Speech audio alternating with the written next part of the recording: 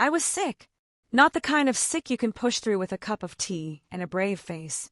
No, I was feverish, aching, dizzy just standing up. My body screamed for rest. But rest wasn't something I was allowed in that house. It was just past 6 p.m. I had barely dozed off under 3 layers of blankets when I heard the knock.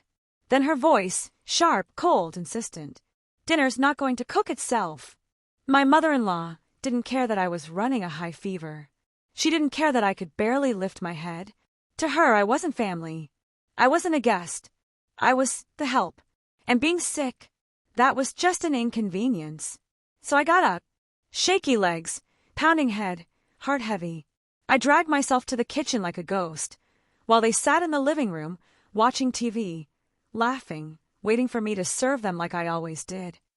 And in that moment, something snapped. This story isn't just about doing chores. It's about something much deeper. It's about respect, boundaries, about knowing your worth when everyone else pretends it doesn't exist. By the end of a story, they would learn the hard way that I'm not someone they can control, manipulate, or walk over. They treated me like a maid, but they forgot one thing. Maids can leave. And when they do, they take everything with them. My name doesn't matter. What matters is that I gave everything I had to people who thought I owe them more. I'm married. Been with my husband for 5 years now. We're not rich, but we've always managed. He works long shifts at a distribution center while I run a freelance design business from home. It's not glamorous, but it pays the bills. A few years into our marriage, his father fell ill, something with the lungs. Serious, but manageable with care. My husband suggested we move in with his parents for a while. Said it would help them out, ease the burden on medical bills, and we could save for our own place in the meantime. Made sense. And I agreed. Of course I did. We're family, right? That's what family does. We show up. We help. We carry each other when things get heavy. At first, everything seemed fine. His mom welcomed me with a smile. His dad, quiet but kind, would nod and say thank you whenever I brought him his meds or made him soup. We split the chores. I did what I could during the day since I worked from home, and they handled the rest. It felt fair, like a team effort. But the thing about imbalance is it never shouts. It whispers, slowly, softly, until one day, you look up and realize the weight is all on you. It started small. Dishes left in the sink. No big deal. Then laundry. Okay, maybe they're tired. Then groceries, errands, vacuuming, cooking. Then it wasn't just the housework, it was the tone. The way she'd say things like, well, you're just home all day, right? Or, since you don't have a real job. I was waking up early to cook everyone's breakfast. Cleaning messes I didn't make. Managing medications. Scrubbing floors while they napped or scrolled through Facebook. And the worst part, no one noticed. Or maybe they did, and they just didn't care. My husband, bless him, tried to help at first. But between work and exhaustion, he started to tune it out. Said things like, just ignore her, or, it's only temporary. Temporary. That word. Like a promise that never arrives. The days blurred together. I'd be on a deadline for a client project and still have to pause to help with lunch, or run to the pharmacy, or clean up after her bridge club left our living room looking like a buffet exploded. And every time I'd say no, or even hesitate, the guilt trips came rolling in. You know your father-in-law can't eat that. If you love this family, you'd step up. You're not even a mother yet, and you're already this lazy. I never yelled, never raised my voice. I just did what needed to be done, or what they decided needed doing. But something inside me was changing. I started counting the hours they sat on the couch, the snacks they left behind, the shoes I tripped over in the hallway. I started noticing how they only ever asked when I looked the most tired. They saw me as convenient, not family, not a partner, just a body that cooked and cleaned and quietly disappeared when she wasn't needed. And I took it, every bit of it, until that day I got sick. And that day changed everything. It hit me like a truck. Fever, chills, body aches so bad I couldn't move without wincing. I'd pushed through colds before, even migraines, but this was different. I was completely out of it. I spent most of the day curled under 3 blankets on the couch, drifting in and out of sleep, sweating and shivering. No one asked how I was feeling. No tea. No meds. Not even a get well soon. Just silence. Except the sound of the TV and my mother-in-law's constant candy wrappers. Around 6:30, I finally dozed off into what felt like my first real sleep of the day. Then, dinner's not going to cook itself, you know. I blinked, dazed. Her voice was sharp, cold. No concern. No softness. Just expectation. I croaked out something like, "I'm not feeling well. Maybe takeout tonight." She scoffed. "So you're just going to let us starve? Some of us have been working all day." Working. She meant herself. She spent the day scrolling on her tablet and gossiping on the phone. I looked at my husband. He was on the other end of the couch, eyes glued to his phone. I waited for him to say something. Anything. He didn't even look up. So I got up. My legs felt like cement. My head was spinning. I dragged myself to the kitchen. Every movement burned. I had to grip the counter just to stay upright. Still, I pulled out pots and pans, started boiling water, seasoning chicken, chopping vegetables while sweat rolled down my back. The smell of garlic made me nauseous, but I kept going. Behind me, I could hear the TV. Laughter. The clinking of glasses. They were sitting, chatting, waiting. As I stirred the pot, I thought, this is what they think I'm worth. When dinner was finally ready, I served them like usual. Plates in hand, forks laid out, napkins tucked neatly by the side. Not a thank you. Not a word. I sat down at the table last, my stomach churning, not from hunger but exhaustion. I couldn't even taste the food. I just sat there, numb, trying not to cry in front of them. I whispered, more to myself than anyone, "I don't think I can keep doing this." That's when she spoke, not with empathy, not even annoyance, just a flat, matter-of-fact voice. "Well, if you kept the house cleaner, maybe you wouldn't get sick so often." I looked at her, really looked at her. The way she held her fork like a queen holding court. The way she expected service like it was a birthright. And my husband, still silent, still scrolling. That was it. The moment. The last straw. I excused myself, went back to bed, pulled the covers over my head, and let the tears come, quiet, hot, angry tears. Not because I was hurt, but because I finally understood. They didn't see me as family. They saw me as help. And something inside me snapped. The next morning, I didn't get out of bed right away. I just lay there, staring at the ceiling, arms folded over my chest, wondering how I ended up here, sick unseen and still expected to serve.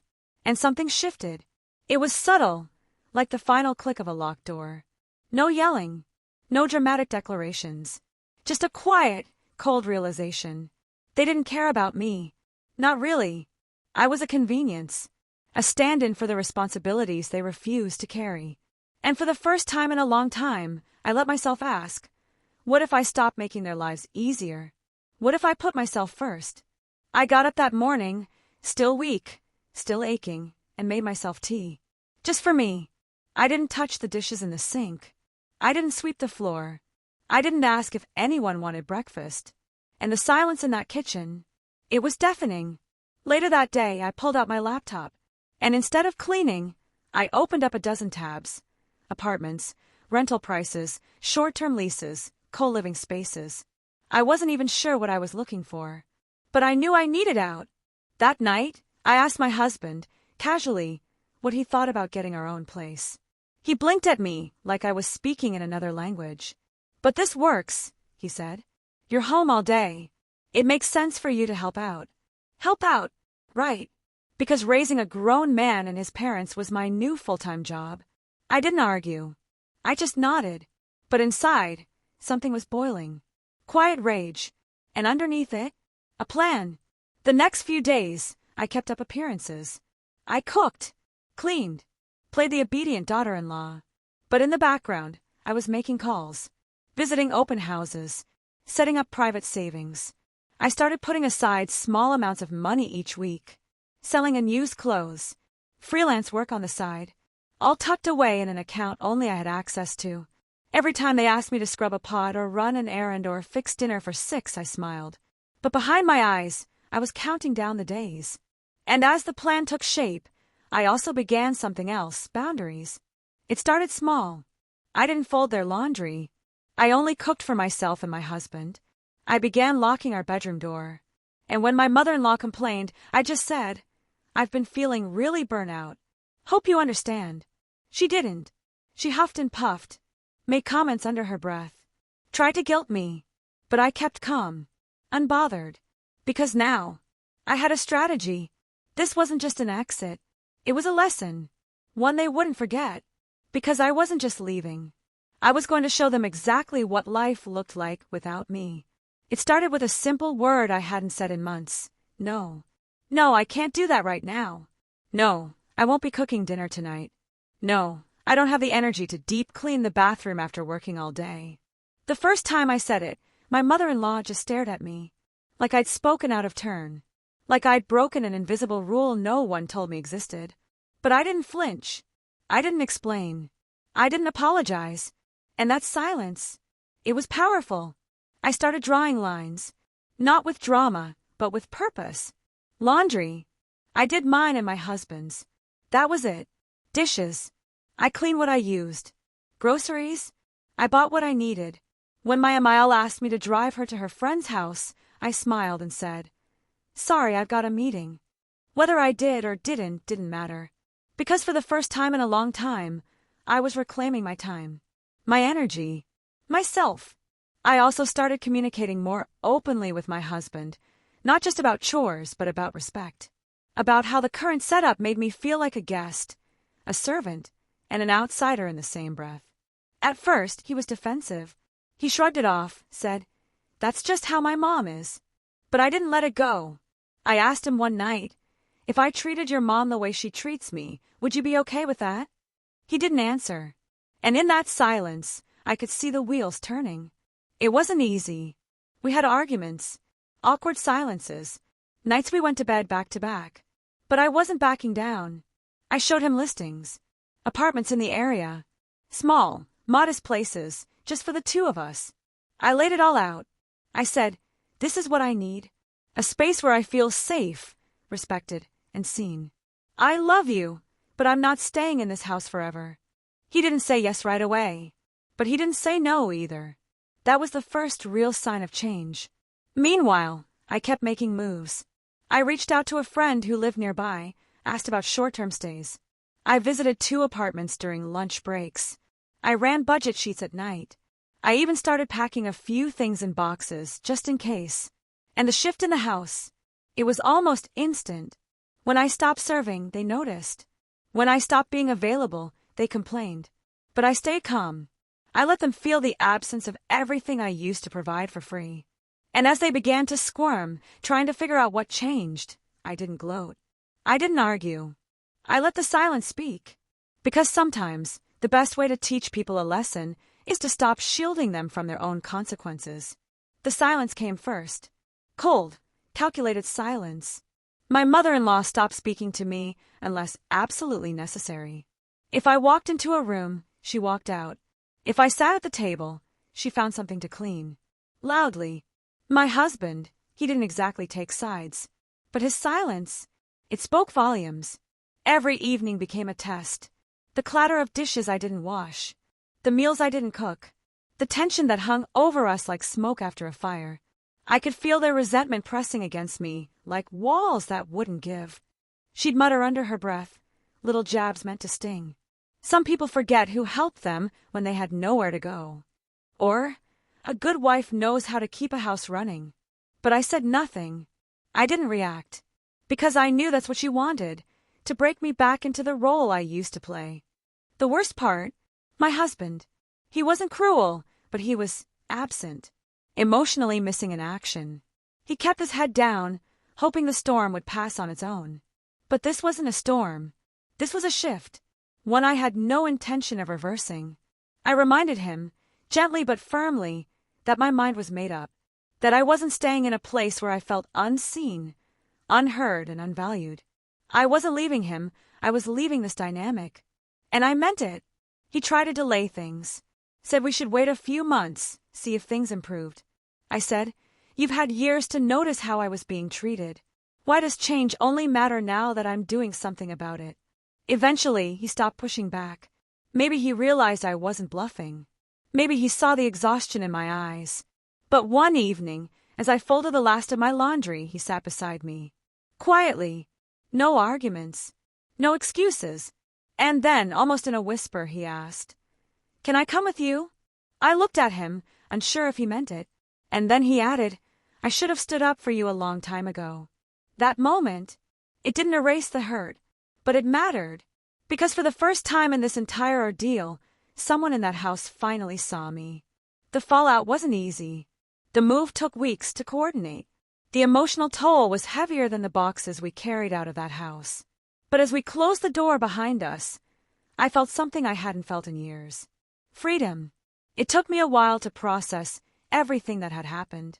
At first, I thought it was about the house, about the chores, about my in-laws not treating me with respect. But as I looked back, I realized it wasn't just about that at all.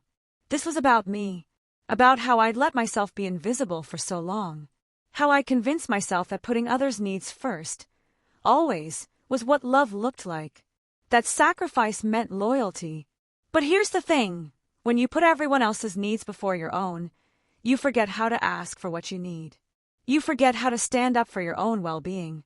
I had spent so many years trying to keep the peace, trying to avoid conflict. But what I learned through this journey was that peace shouldn't come at the cost of my happiness. It shouldn't cost me my voice. There's this myth that you have to choose between being a good wife or a good daughter-in-law and keeping the peace by swallowing your feelings. That's a lie. You can't be good to anyone if you're not good to yourself first. What I did wasn't easy. Walking away from family, from the comfort of a home that was supposed to be mine, no matter how toxic the environment had become, was terrifying. But what was even scarier was the thought of spending my whole life feeling small, invisible, and undervalued. Standing up for myself wasn't just a moment of defiance.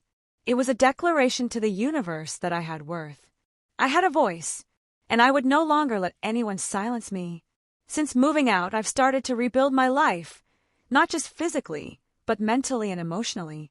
I feel like I'm finally living for myself, not for the approval of others. And that, it feels like freedom. I've learned that no relationship, whether it's with a partner, family, or even friends, should require you to lose yourself in order to keep it intact. Love is about respect. Respect for each other's boundaries, for each other's needs, and for each other's individuality. So yes, it was hard. Yes, there were days when I felt like I had failed. But those moments of doubt, they didn't last long. Standing up for oneself isn't always easy, especially when it's against family.